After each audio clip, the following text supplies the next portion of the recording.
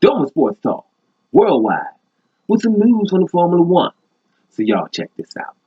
Well, it seems like Charles LeClerc is still putting in the work, making it hurt for the rest of them babies. Charles LeClerc wins in Monza. Okay, this is Italy's, hometown race, right? He wins it as the number two driver for Ferrari.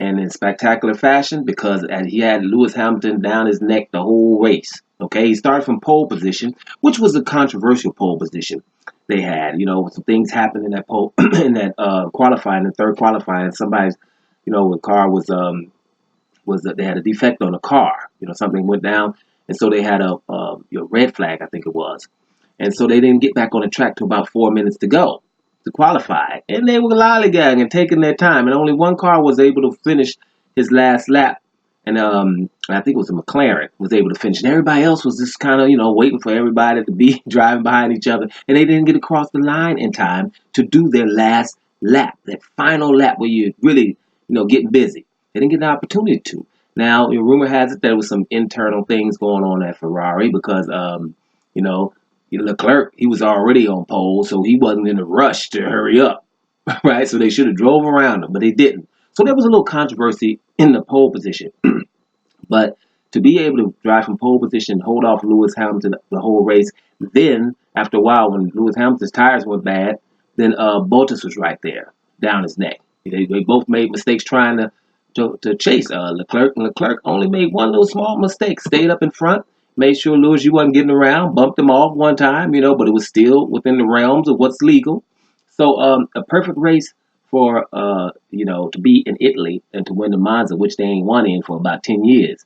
That doesn't even sound right, dude. That's why I'm just gonna say just many years. That's gonna be significant. Now, whether it gets more significant when you're talking about Sebastian Vettel. This is the guy who's basically the number one driver in the team.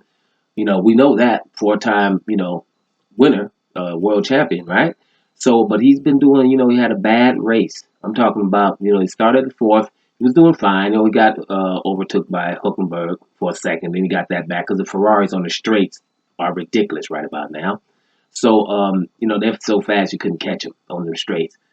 But for him, he made a mistake, was off the track, tried to drive back on the track, and he hit, I forget who he hit, but he hit one of the drivers, I think it was Lance Stroll, if I'm not mistaken, hit him, and he went off the track. So, you have to get a penalty for that. He had a 10-second stop and go penalty, and he was basically at the end of the grid after that. You know what I'm saying? So, that's a bad race. First of all, you made a mistake yourself, and then you drive back on and hit somebody. And that somebody else hit somebody else trying to drive around your boy. So it was a very, very bad race for Sebastian Vettel. And I know he was still frustrated from what had happened to him about the on Saturday with the qualifying. So he's pretty upset. Now he's behind your boy Leclerc in points right now. I think Leclerc has about 182 or something. He's up. Leclerc's about up by 11 or 12 points. This late in the season, you don't see number two drivers this up this late in the season, right? It doesn't happen. And teams like Ferrari are not letting it happen. That's why I know that people are rejoicing. Some number two drivers of the past, the Felipe Massas of the world, Eddie Irvines of the world, and Rubens Barrichello, they probably like, yeah, number two driver, because this could be the beginning of, not the end, because Vettel is Vettel, but where they're going to let Leclerc drive. The world knows who this is now. The world knows that he's awesome now, right? So we got the two legends, but now you got Leclerc and Verstappen right now, because he's only a few points behind Verstappen for third in the whole drivers' championship.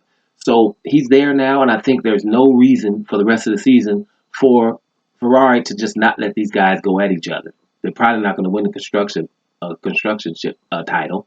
They're not.